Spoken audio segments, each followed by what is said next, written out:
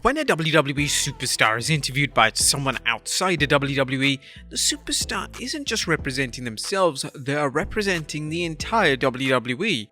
However, that interviewer can sometimes not really understand the world of professional wrestling and can sometimes make disrespectful and unflattering comments towards the superstar, whether they be intentional or not. Although the superstar often doesn't rise to the situation, on occasion they've had no choice but to react verbally or even physically. But with that being said, join us now as Wrestlelamia looks at 10 WWE interviews that went horribly wrong. Be sure to subscribe and hit that notification bell for daily wrestling videos and follow us on Facebook for exclusive lists.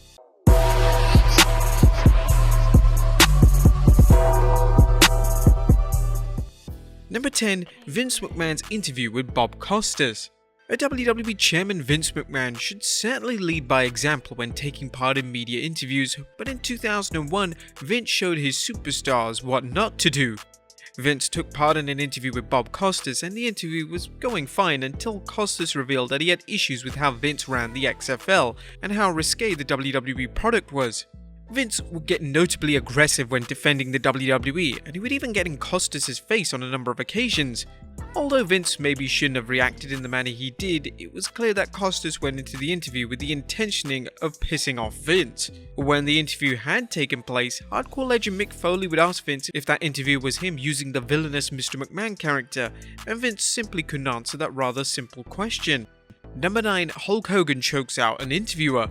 Now, there was an interview designed to promote the inaugural Wrestlemania event in 1985, but turned into an absolute disaster for WWE and Hulk Hogan. Hogan, along with Mr. T, appeared on the Hot Properties show with Richard Belzer.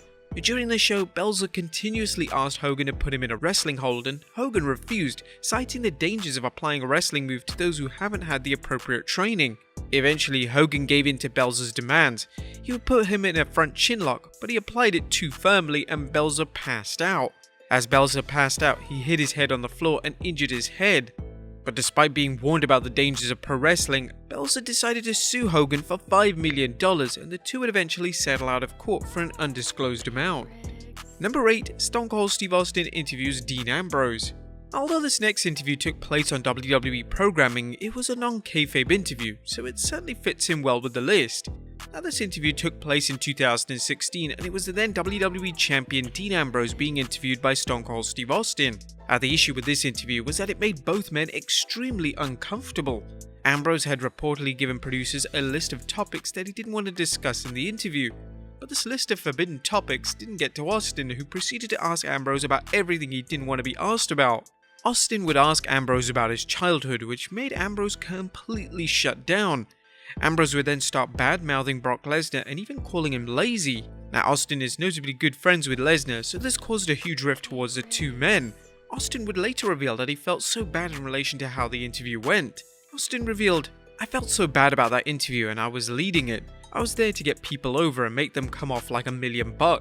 We came off on the wrong street, kept making left turns, and we were never on track. He had his reasons and I had mine. For all this time, I felt like shit about the interview." People said that the Stone Cold podcast got cancelled because of that interview. No, I'd fulfilled my commitment. Number 7. CM Punk rips Michael Landsberg. During a 2014 interview with TSN's Michael Landsberg, CM Punk took issue with how Landsberg was conducting the interview. Punk claimed that Landsberg was fake in front of the camera, and Punk took issue with him mocking Punk's chances of becoming successful in the UFC. And maybe Landsberg knew something we didn't. Punk would even tell Landsberg that he likes his gimmick, implying that Landsberg was playing a character and it wasn't one that Punk was a fan of. Now, according to Landsberg, the interview went so bad that he reached out to Punk to apologize, and he would even state that he was just trying to have some fun, but clearly didn't come across that way. Landsberg would then later change his opinion once again of Punk and actually refer to him as a sucky whiny bitch. Number 6. Randy Orton goes off on a reporter.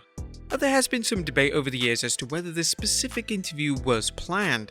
Back in 2009, Orton was being interviewed by a Mexican reporter, and the first question Orton was asked was, "What did he have for breakfast?"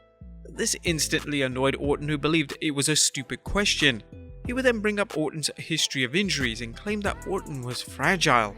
This triggered Orton as he proceeded to take the mic out of the reporter's hand, and it actually looked like a physical altercation was about to take place. Orton eventually walked out of the interview clearly irritated from what had just taken place. Number 5. Andrew Green sues the WWE. The name Andrew Green may not sound familiar, but he was an interviewer for the WWE for a brief period, and he left the company in the most unusual of circumstances. Back in 2003, Green interviewed The Big Show following his match at the Royal Rumble. As Green began the interview, Big Show grabbed him by the throat and threatened him. According to Green, this wasn't planned, and Green wasn't a performer, so no WWE superstar should have been putting their hands on him, especially someone such as The Big Show.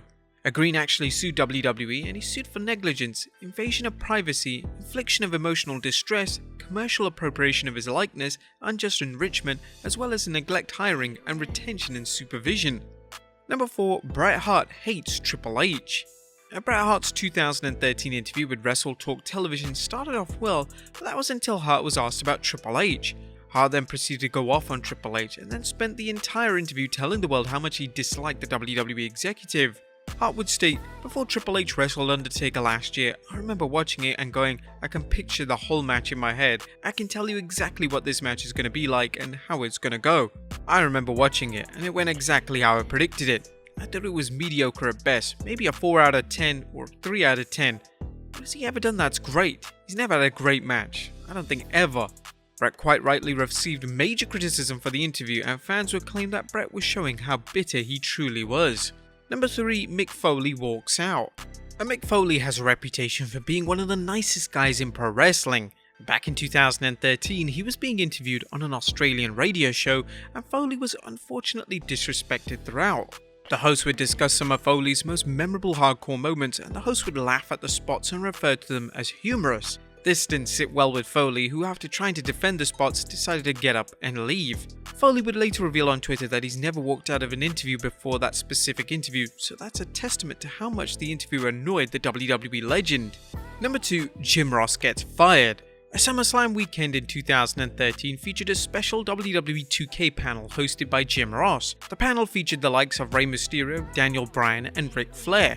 The panel was supposed to feature superstars taking questions from JR as well as press questions. The issue was that Flair was intoxicated during the panel and proceeded to not answer any of the questions put to him. Flair would go off on a strange tangents and mention how poor WWE's booking was, his run in TNA, and several other taboo subjects. But instead of punishing Flair, WWE Chairman Vince McMahon put all the blame on JR and proceeded to fire him. This move received a ton of backlash from fans as well as other talent, and some believe WWE just wanted a reason to finally get rid of the legendary ring announcer. And number 1, Vader snaps. And without a doubt, the most infamous instance of an interview going wrong took place back in '97. The then WWE Champion The Undertaker and Vader appeared on the Good Morning Kuwait show, and the aim of the appearance was to promote WWE's tour of the Middle East. But during the show host Bassam Al-Otham asked The Undertaker the question, "In Kuwait, they say that wrestling is not for real, you act." The Undertaker responded in a polite manner, but Vader wasn't so polite. Vader would respond by stating, "My astute colleague, the heavyweight champion of the world, is a very diplomatic individual. I am perhaps not so diplomatic. In fact, I find your question insulting to what I do." Vader then threw a table and grabbed the host by his tie and yelled, "Does that fucking feel fake, huh?" Vader was subsequently charged with assault, and it resulted in Vader being trapped in Kuwait for a whole 2 weeks. But there you have it, folks, 10 WWE interviews that went horribly wrong. Be sure to leave your comments down below. I'll see you next time with some more wrestling content.